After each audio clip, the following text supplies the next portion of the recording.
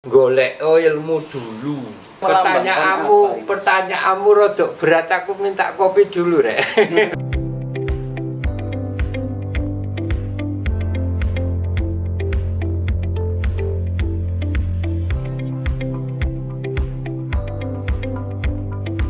Halo konco Ganes, kembali lagi di Kopi Ganes. Kita akan membahas tentang naga. Menarik di Jolotundo itu Pak, teman saya itu bilang kalau air pancuran itu terdapat naga Pak, yang menghancurkan Pucuknya air. ya, Pucuknya. yang lewat anunya itu apa pancurannya itu gambarnya nogo. Iya, gambarnya itu naga. Nah, di situ Pak kita membahas. Akhirnya kita itu anak-anak itu debat, kenapa ya kok naga? Kenapa kok harus naga? Saya juga bertanya ini ke Bapak, mungkin bisa dijelaskan kok naga. Jadi waktu itu Pak, teman saya ada yang menyatakan pendapat kalau seandainya naga ini Pak, bukan hanya makhluk mitologi.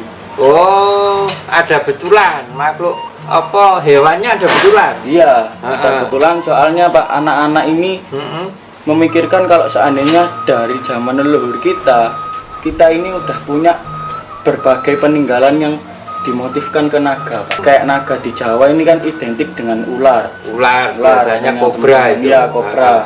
Tapi anak-anak juga sepakat kalau seandainya naga ini udah dikenal ke seluruh negara. Seperti kalau seandainya kita sepakat kalau naga itu bukan hanya sekedar makhluk mitologi.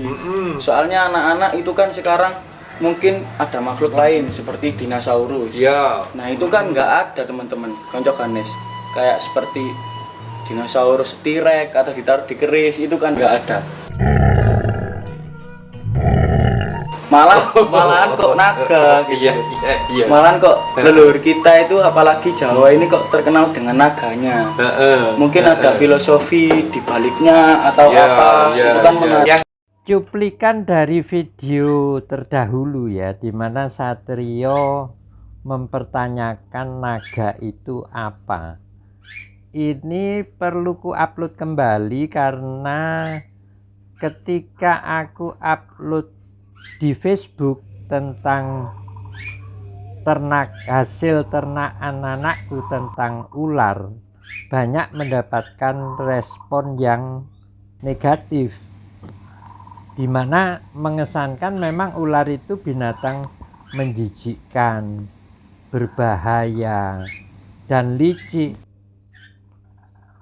Ya enggak aneh karena memang sejak kecil kita mendengar cerita tentang Adam dan Hawa, di mana ular itu diibaratkan setan yang menggoda agar Adam dan Hawa memakan buah kuldi dan akhirnya mendapatkan azab untuk turun ke dunia.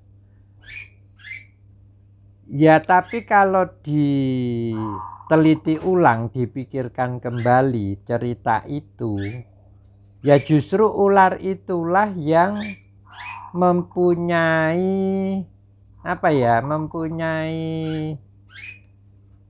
jasa, dan terbukti kita semua sekarang kan hidup di bumi. Jadi karena ular itulah maka manusia itu ada di bumi seperti sekarang, dan akhirnya malah punya pikiran yang berbalikan.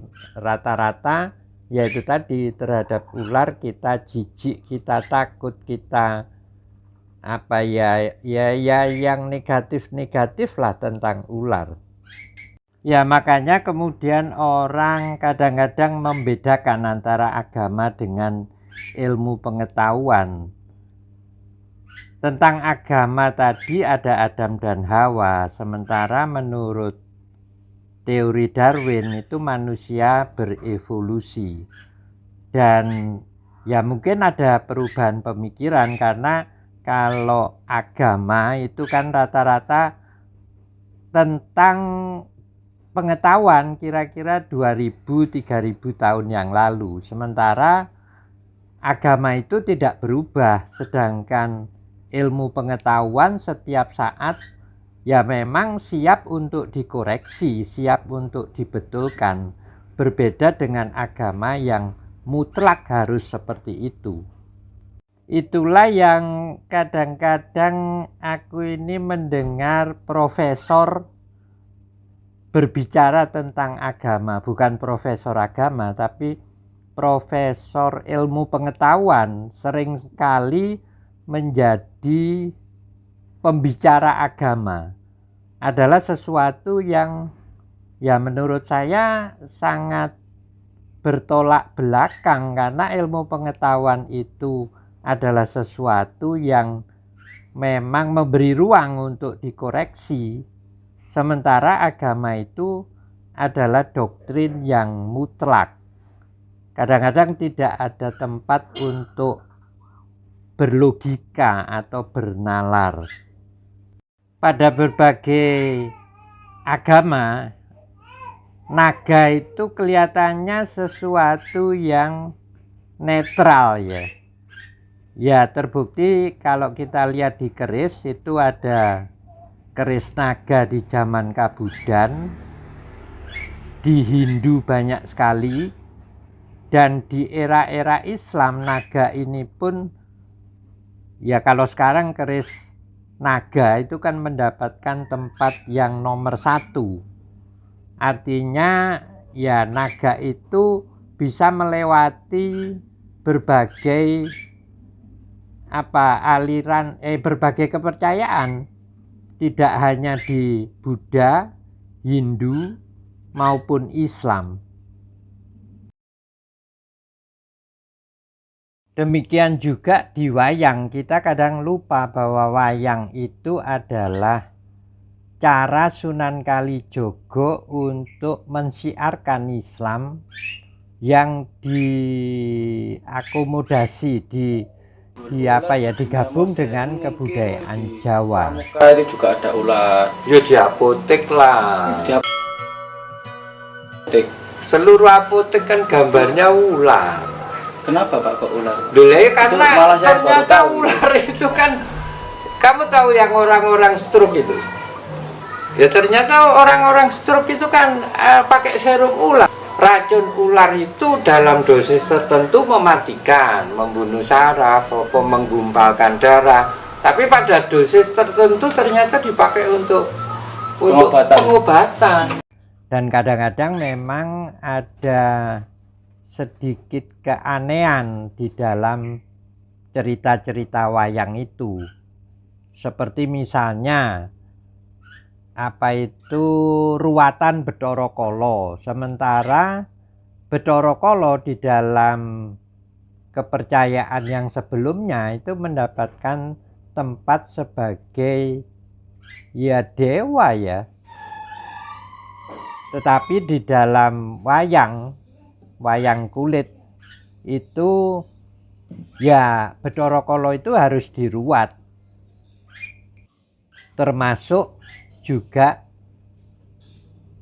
pengertian tentang Dewi Durga. Makanya berkali-kali tidak segan-segan kami selalu mengingatkan untuk defrag memori-memori kita, barangkali perlu diperbaiki untuk mendapatkan input-input yang baru agar bangsa ini segera bisa move on, out of the box. Ya karena mindset orang itu ya sangat tergantung pada zamannya. Dan kemudian ya menjadi lucu dan yang fatal itu kepleset. Ya mosok menyamakan presiden si KTT G20 dengan Fir'aun, sementara ya Fir'aun sendiri kan tidak jelas datanya seperti apa, hanya yang tertulis di kitab itu pun mungkin ya hanya sanepo, hanya semacam petunjuk ya. Kami tidak segan-segan untuk mengingatkan kembali, untuk berpikir dan merevisi mindset kita. Jadi sementara gitu dulu teman-teman Kopi Ganes. Jangan lupa like, subscribe, dan support terus Kopi Ganes. Barangkali teman-teman mau main kesini aja nggak apa-apa. Kita sharing-sharing sama Bapak Heri Sabtono. Ya, Terima kasih, Sugeng Rahayu, matur suwun.